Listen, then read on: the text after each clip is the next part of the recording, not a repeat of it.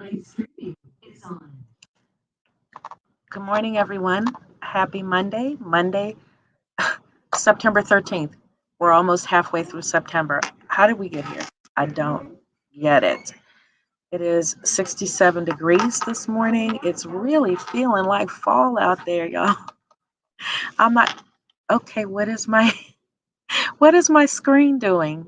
We're having we're having system problems. I don't know what that was. But good morning, everyone. We're going to try to have a lesson. I guess we're having some issues this morning with our Wi-Fi or whatever, but we're going to keep it moving. We're going to try anyway. So, what we're going to do today is to finish analyzing a poem and looking at the author's purpose. So, what I want to start with again is this picture, beautiful picture of our stream, and it's really about um, what we call progress, what we give up, and what we give up to have what we sometimes want to call progress. What is the cost of losing some of the things that are actually meant to be a part of the human environment?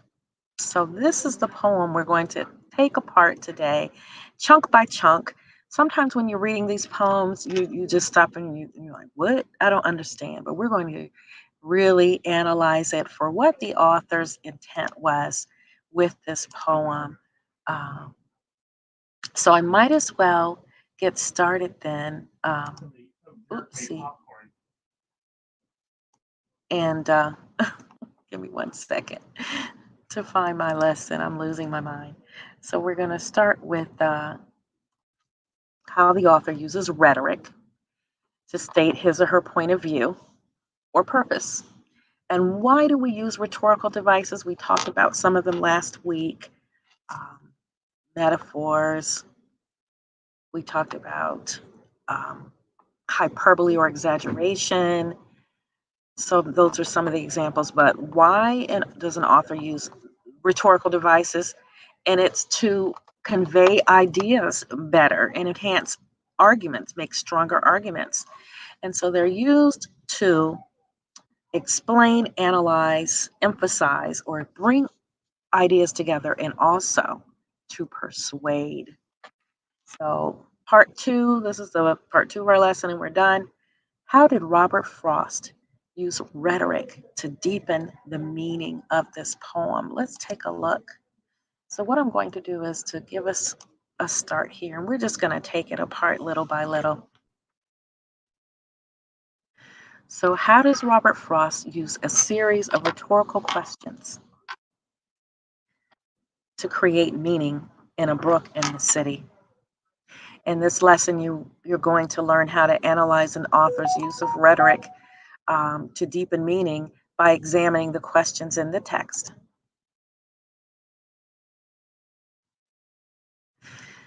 In this lesson, okay, there we go. Let's review. This poem was published in 1923 during a time when our society was becoming more and more industrialized. And so we know that from reading this poem, we're going to read it now, about a brook, a stream that has been displaced by a city. The brook symbolizes a loss of nature. So in this lesson, we're going to dig deeper into the text by examining the rhetorical questions the author uses. Let's take a look at the poem now.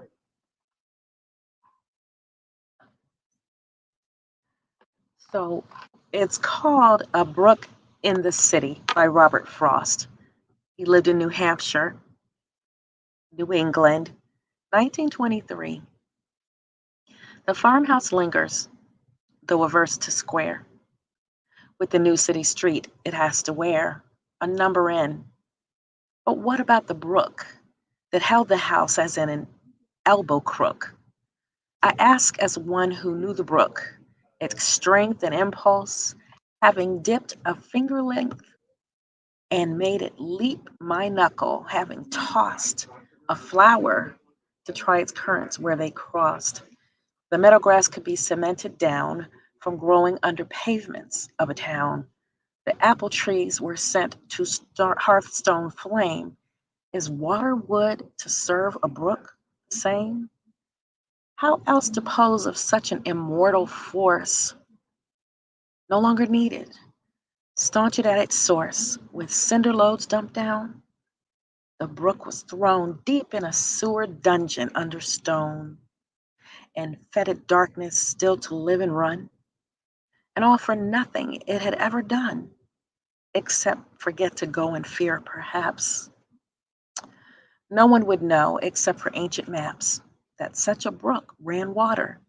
But I wonder if, from its being kept forever under, these thoughts may not have risen that so keep this new built city from both work and sleep. That's a lot. Let's take it apart. Robert Frost. A brook has been displaced by a city.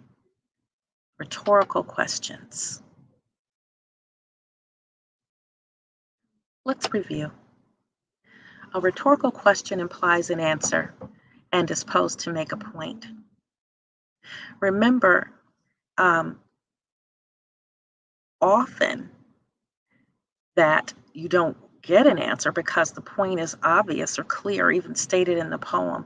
The point the author is making helps the reader to gain a deeper understanding of what the poem means.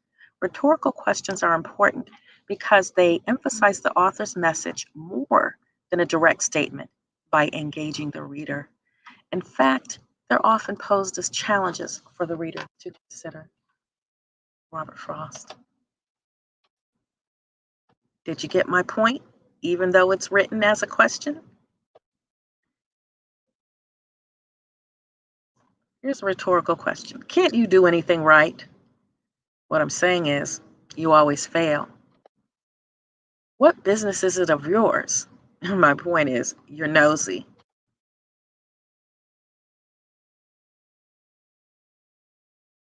Core lesson number 1. Now, when we're analyzing something like a poem, it is important to read it more than once and make note of the questions. Number 2, what point is the author making by asking a question? Number 3, ask yourself, how does the author create meaning by asking a rhetorical question instead of making a declaration or a statement outright? First, I'm going to reread, making a note of all the questions in the text. Note the questions. But what about the brook that held the houses in an elbow crook?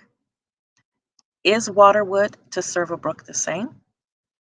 How else dispose of an immortal force no longer needed? Staunch it or put it out at its source with cinder loads dumped down.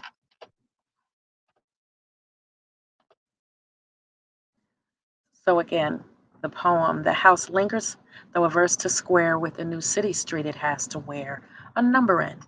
But what about the crook that held the house? I'm sorry, but what about the brook that held the house, as in an elbow crook? I ask as one that knew the brook, its strength and impulse, having dipped a finger length and made it leap my knuckle, having tossed a flower to try its currents where they crossed. The meadow grass could be cemented down from growing under payments of a town. The apple trees be sent to hearthstone flame. Is waterwood to serve a brook the same? How else dispose of an immortal force no longer needed? Staunch it at its source with cinder loads dumped down. The brook was thrown deep in a sewer dungeon under stone and fetid darkness still to live and run. And all for nothing it had ever done, except forget to go in fear, perhaps. No one would know except for ancient maps that such a brook ran water. But I wonder if, from its being kept forever under, These thoughts may not have risen that so keep this new built city from both work and sleep. A number in. Let's look at that.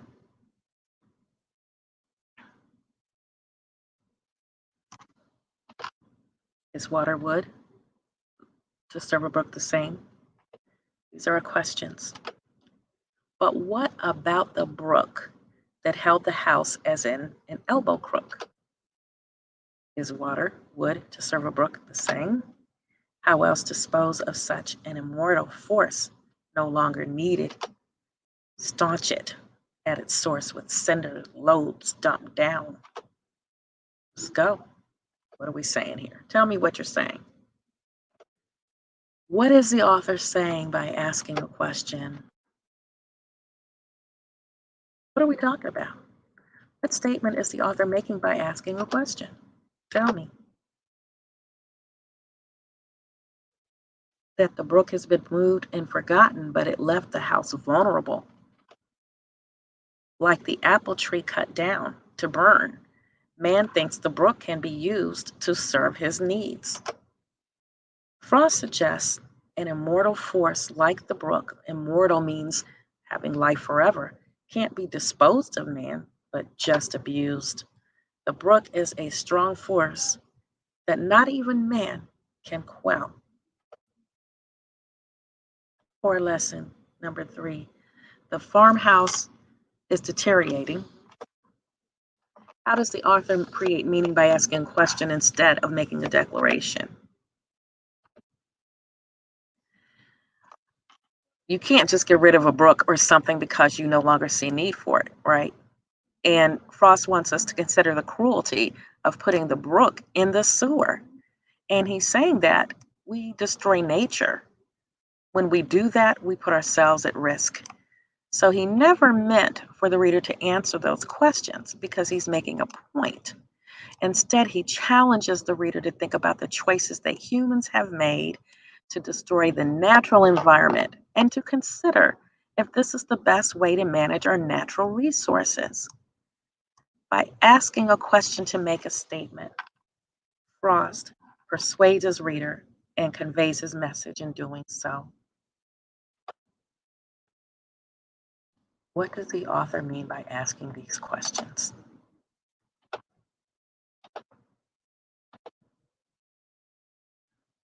Not only has the brook been moved and forgotten, but it left the house vulnerable. So, how is the house vulnerable? Did we fish out of the brook? Did we put food in there to keep it cool, like they used to do back in the day? The brook may serve man as a sewer, but man cannot survive without clean water. Did we drink from the brook? Yes, man can abuse the brook. The brook as a sewer dungeon could harm man. Man may cover up natural environment, but will never eliminate it. That's it. Now, how does Frost use a series of rhetorical questions to create meaning? By asking rhetorical questions, Frost challenges the reader to consider the impact of mankind's progress on our natural environment. We might cover up the meadow grass with cement, cut down apple trees and use them for firewood, or put a brook under the city and call this progress. But these consequences are often costly to our own survival and could be the reason we can't work and sleep. Ultimately, by making his point about the dangers of modernity, progress, Frost connects with his reader and successfully conveys his meaning. And that's it. What was the point, right? And how did he create meaning? Well, that's it. That's the poem. I don't have any assignment for you today. You may go back and look over this lesson. Robert Frost was a very influential poet. I will give you just the lines of another poem. You may have heard this. A road diverged in a wood, and I took the one less traveled by, and that has made all the difference. That is just the last line of a very beautiful poem about having paths presented to you in life and how your life may be affected by the path that you choose. So that's all we have for today. Monday, no assignments. Have a wonderful day and be safe. And that's all I have. You all take care.